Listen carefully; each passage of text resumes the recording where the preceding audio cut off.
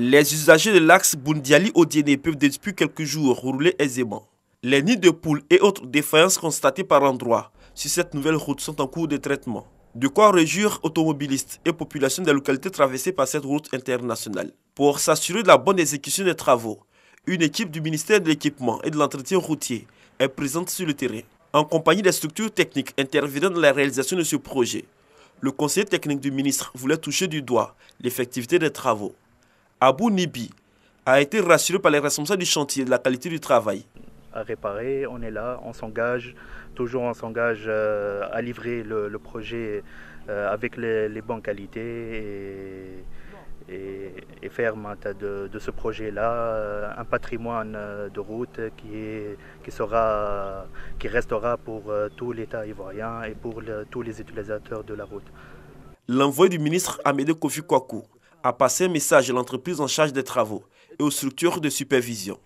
Abou Nibi a indiqué que le gouvernement reste déterminé à offrir aux populations des routes durables. On va étendre la surveillance sur l'ensemble du trajet, les 130 km. Et nous rassurons la population, les usagers, au nom de M. le ministre, que les travaux vont être refaits dans la qualité. Et ça aux frais de l'entreprise, parce que l'État ivoirien ne déboursera pas 5 francs en plus par rapport à ces travaux. Il faut rappeler que la réception provisoire de cette route internationale date de moins d'1 an et sa réception définitive est prévue normalement pour 2021. Mais en attendant, les travaux de réfection sont à la charge de l'entreprise.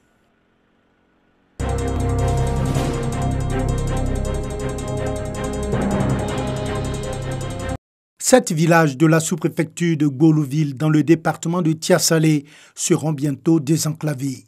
Ahua, Assenze, Botende, Broubrou, 4 gros villages parmi les 7 concernés par le projet auront un accès facile à partir de la ville de Noussi et du village de Batera pour facilement rallier Tiassalé, le chef-lieu du département. C'est à Assenze que le premier coup de pioche annonçant officiellement le début des travaux a été donné par le président du conseil régional de la Niébi-Tiassa, Piendou Ndemba. Ce sont 44,863 km de route en tout qui seront reprofilés dans le cadre de ce projet. Ça évite les accidents quand la route est propre. Bon, chacun roule prudemment. Nous sommes à notre deuxième phase de traitement du tronçon.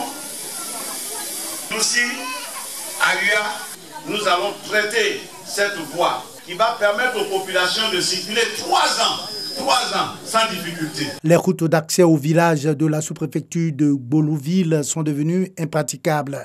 Elles le sont davantage en raison de pluie, à l'instar des autres localités du département de Tiassalé. Les populations et les usagers de la route auront donc moins de difficultés pour mener leurs différentes activités.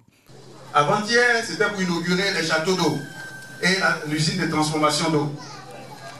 Nous avons commencé les petits chantiers à Botende, par un forage, le collège bientôt à Boussoué et à Binao, bientôt à Broubrou.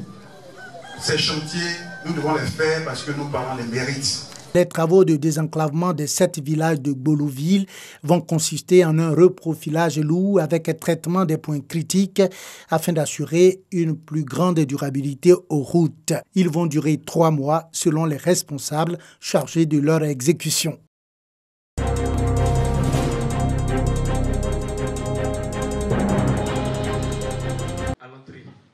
Sept journalistes de presse écrite, audiovisuelle et en ligne primés à Bouaké. C'était à l'occasion d'une cérémonie de remise du prix de la meilleure visibilité de l'université Alassane Ouattara dans la presse.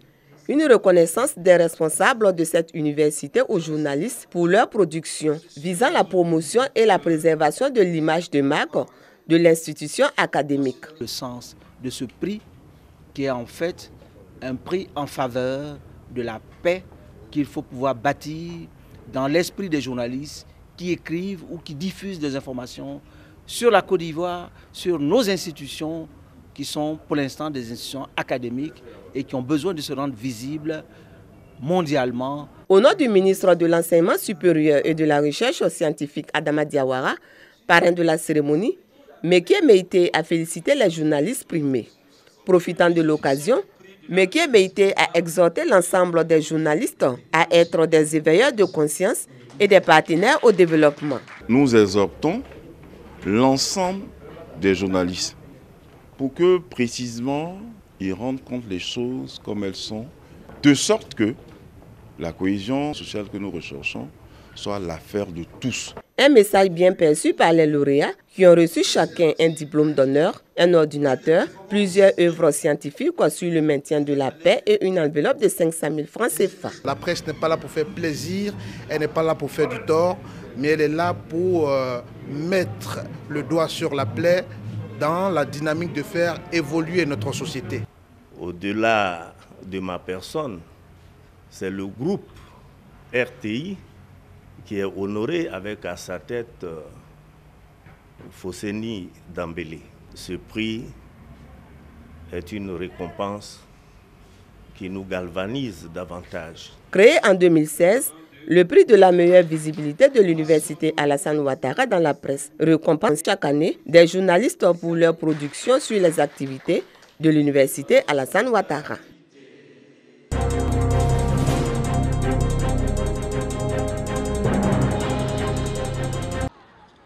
Contribution à la bonne marche du système éducatif ivoirien.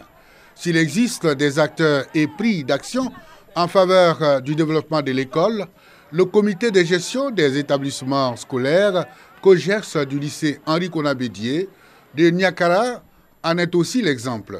La structure des parents d'élèves vient de doter l'établissement secondaire d'un bâtiment de 3 classes flambant neuf équipé de tables-bancs. Coût global de réalisation, plus de 18 millions de francs CFA. Nous avons fait un préau, nous avons fait un tableau d'affichage et nous avons aussi, à chaque rentrée, ils nous offrent 120 tables bancs. Et aujourd'hui, c'est une immense joie parce qu'ils viennent de nous offrir un bâtiment de 3 salles avec un bureau éducateur. La remise de ce bâtiment scolaire, prétexte d'une fête à laquelle ont pris part les autorités locales de Niakara, qui salue l'initiative. La contribution modeste soit-elle des parents pour faire avancer l'école. Mais hélas, l'objectif n'est pas souvent et partout compris. C'est pourquoi le président de la République, à l'occasion de la prestation de serment, a bien voulu impliquer dans la gestion de ces structures les collectivités et l'État. Mais il faut déjà encourager le COGERS de Niakara pour l'acte posé. Le lycée Henri Konan Bédié de Niakara compte plus de 3000 élèves. Avec ce don de bâtiments, certaines salles de classe du lycée fonctionnant avec des nombres pléthoriques d'élèves vont être décongestionnées.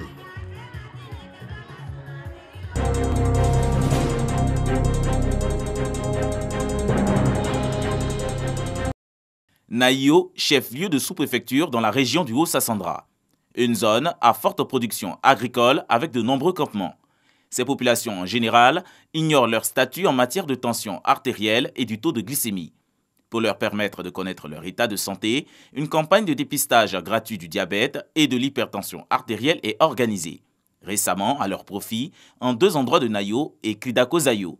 Une initiative de l'ONG suisse, la Fondation Espace d'Afrique, section Côte d'Ivoire, intervenant dans les domaines de la santé, de l'éducation, de la culture. Objectif, rapprocher les soins relatifs au diabète et à l'hypertension artérielle de ces populations rurales. Nous nous sommes dit que c'est ces personnes qui vivent dans les campements qui ont besoin de ce genre de dépistage. En ville, le patient qui se rend dans un centre de santé a la possibilité de se faire tester pour le diabète. Et dans les campements, c'est un peu difficile. Plus de 300 personnes sont dépistées, avec 39 cas d'hypertension enregistrés et 22 cas d'hyperglycémie. Ces cas positifs sont référés et suivis au centre de santé de Naïo, dont le personnel participe à cette campagne. Une action sociale bien accueillie par les populations. Je suis là ce matin pour me faire dépister parce que je pense que c'est très important de suivre sa santé de nos jours avec tout ce que nous consommons.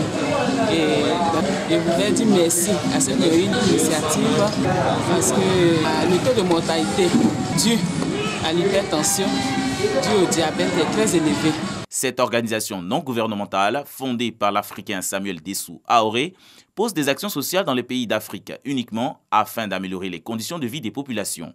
En Côte d'Ivoire, l'hôpital général de Lakota a bénéficié en 2009 d'un don de matériel biomédical d'un coût de 12 millions de francs CFA et Yakassé d'une campagne de sensibilisation sur le VIH-Sida en 2014.